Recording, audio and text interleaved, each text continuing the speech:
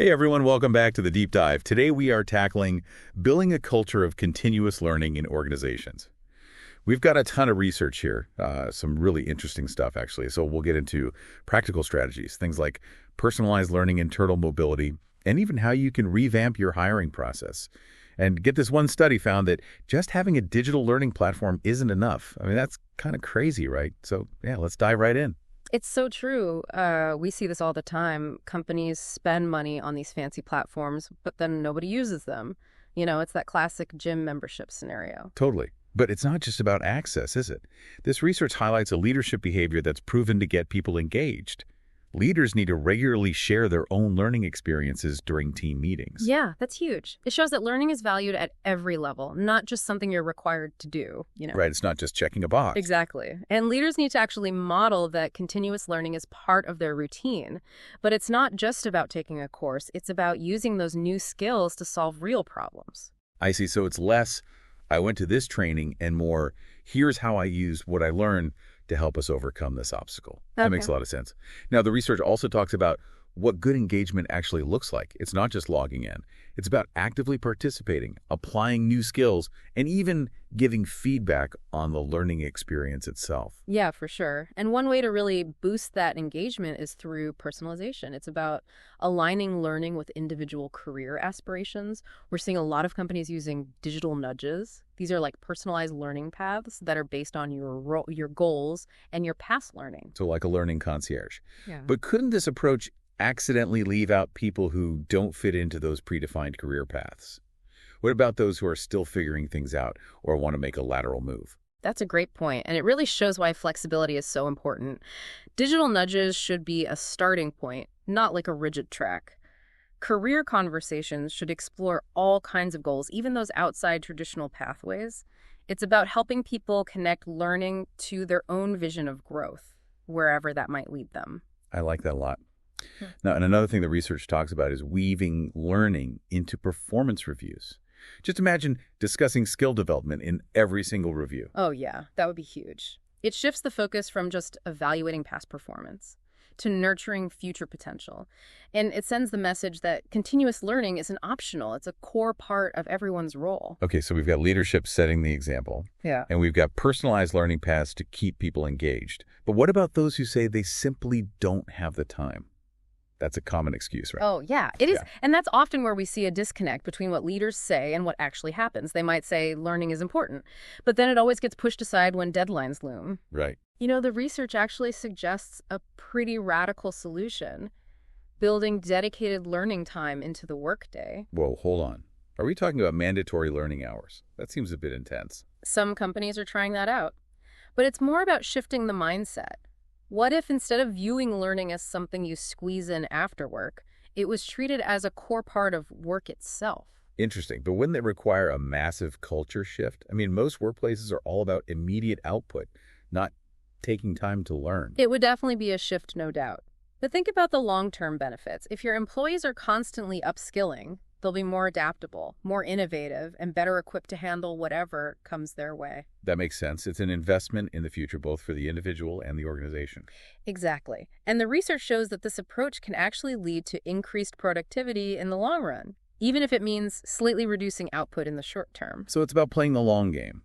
Invest in learning now, reap the rewards later. Precisely. And when employees see that learning is truly valued, they're more likely to be engaged and committed to their own growth. Which leads us to another interesting point: internal mobility as a retention tool. Okay, virtuous cycle sounds great in theory, but I have seen these initiatives fail. What's the one thing companies get wrong when trying to implement this? They treat internal mobility like a nice-to-have instead of a strategic lever. It can't be an afterthought. It has to be deeply embedded in the company's structure and processes. Okay, so it's not just about having a policy. It's about making internal mobility a core part of how the company operates. Exactly. It means having clear, transparent pathways for movement within the organization, not just relying on those outdated resumes or job descriptions. I see where you're going with this. It's about skills and potential, not just past roles or titles. But how do you actually put that into practice? One company in the research completely got rid of resumes for entry-level roles. Instead, they use a project-based assessment. It simulates real work and uncovers potential over credentials. Wow, that's a bold move. It really shows they're serious about finding people with the right skills and mindset, regardless of their background. And they've seen great results. They're attracting a more diverse group of candidates. And employee retention has gone way up. That's a powerful example of how challenging the traditional way of doing things can lead to some really positive outcomes. Now, we've been focusing on internal factors, but the research also shows how a strong learning culture can impact a company's external brand. Absolutely. It becomes a key part of the employee value proposition, or EVP. It attracts talent and shows that you're committed to development. Candidates these days are looking for companies that invest in their growth, not just their output. So it's not just about attracting talent, it's about attracting the right talent, the kind of people who thrive in a learning-centric environment. Exactly, and it goes even further than that. The research suggests we need to evolve the entire recruitment process. Instead of just focusing on past experience, we need to figure out how to assess a candidate's potential for growth and their alignment with the learning culture. That's a fascinating shift. Think beyond the traditional resume. How can you assess a candidate's potential for growth and how well they'll fit in with your learning culture? That's a great question to think about as we move into the next part of our deep dive. We'll be back after a short break. Okay, so we're back and ready to get into some more practical approaches to building this continuous learning culture.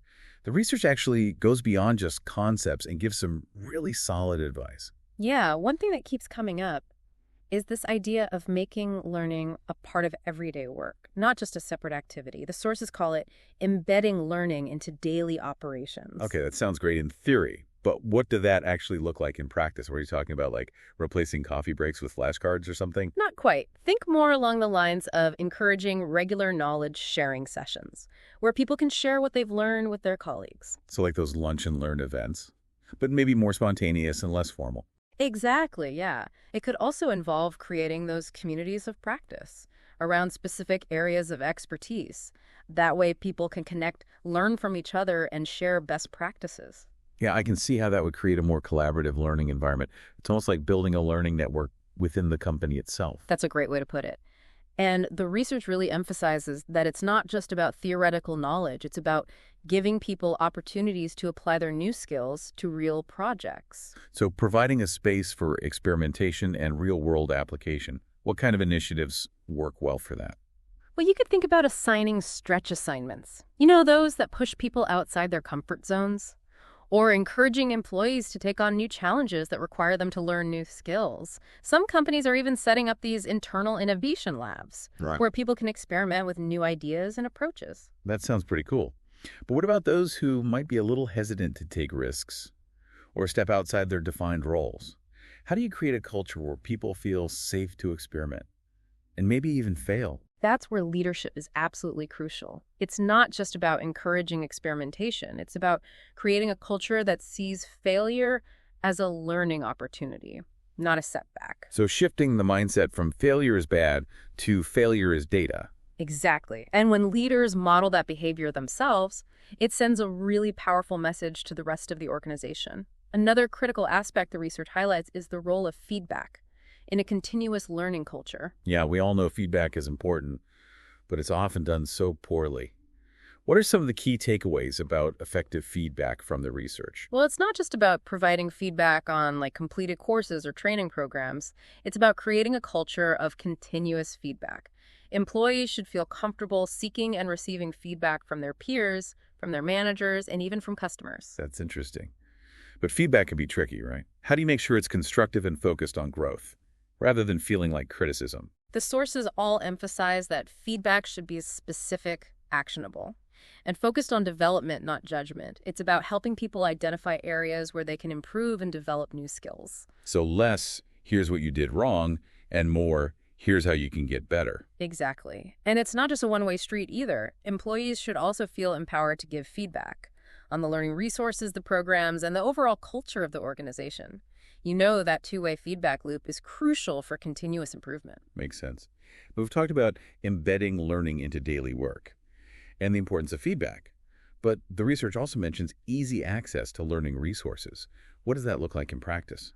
It's about recognizing that people learn in different ways and at different paces. So companies need to provide a variety of formats, whether it's micro-learning modules, mobile-friendly platforms, or even more immersive experiences. Right. So learning doesn't become this afterthought, something people only do when they're caught up, which, let's face it, is never. You got it.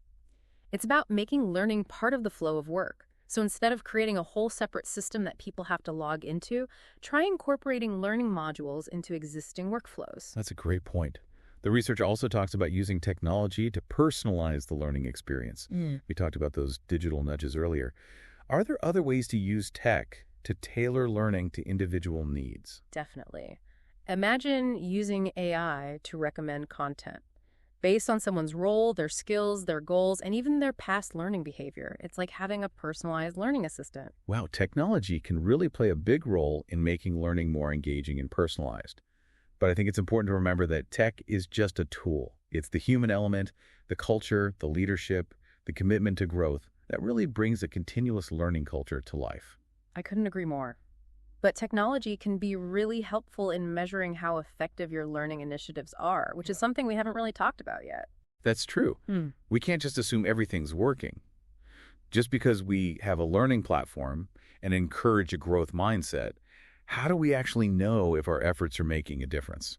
It's about going beyond those traditional metrics, like completion rates and course evaluations. We need to look at how learning is being applied on the job and what impact it's having on individual and team performance. So seeing tangible results, not just checking boxes, but how do you measure something like that? It seems pretty complex. It does require a more holistic approach. You need to connect the dots between learning and business outcomes. Look at things like employee engagement, retention, innovation, customer satisfaction, even revenue growth. Those are all potential indicators of a successful learning culture. So it's about looking at the big picture and seeing how learning is contributing to the overall success of the company. Exactly. And one final point I want to emphasize is the importance of celebrating successes. When people see that their learning is recognized and appreciated, they're more likely to keep investing in their development. So it's about creating a positive feedback loop where learning is not only valued but celebrated. What are some practical ways to do that? Well, you can showcase employee success stories, highlight those innovative projects that came from learning initiatives. You can even create awards or recognition programs. It's about making learning visible and celebrating those who embrace it. I love that idea. It's about creating a culture where learning is seen as something to be proud of, not just something you have to do. This has been incredibly insightful. We've covered so much ground in part 2, exploring all these practical strategies for building a really thriving learning culture. Yeah, we've talked about embedding learning into daily work, using technology to personalize the experience, measuring the impact and celebrating successes. But our deep dive isn't over yet. In part 3, we'll wrap things up, talk about how to apply these insights to your own organization, and leave you with some thought-provoking questions to consider. Stay with us. And we are back for the final part of our deep dive into creating a continuous learning culture.